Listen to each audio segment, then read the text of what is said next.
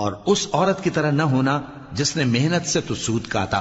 پھر اس کو توڑ کر ٹکڑے ٹکڑے کر ڈالا، کہ تم اپنی قسموں کو آپس میں اس بات کا ذریعہ بنانے لگو کہ ایک گروہ دوسرے گروہ سے زیادہ غالب رہے۔ بات یہ ہے کہ اللہ تمہیں اس سے آزماتا ہے، اور جن باتوں میں تم اختلاف کرتے ہو قیامت کے دن اس کی حقیقت تم پر ظاہر کر دے گا۔ اور اگر اللہ چاہتا تو تم سب کو ایک ہی جماعت بنا دیتا، لیکن وہ جسے چاہتا ہے گمراہ رہنے دیتا ہے اور جسے چاہتا ہے ہدایت دیتا ہے۔ اور جو عمل تم کرتے ہو اس دن ان کے بارے میں تم سے ضرور پوچھا جائے گا۔ اور اپنی قسموں کو آپس میں اس بات کا ذریعہ نہ بناؤ کہ لوگوں کے قدم جم چکنے کے بعد لڑکھڑا جائیں، اور اس وجہ سے کہ تم نے لوگوں کو اللہ کے رستے سے روکا تم کو سزا چکھنی پڑے اور تمہیں بڑا سخت عذاب ملے۔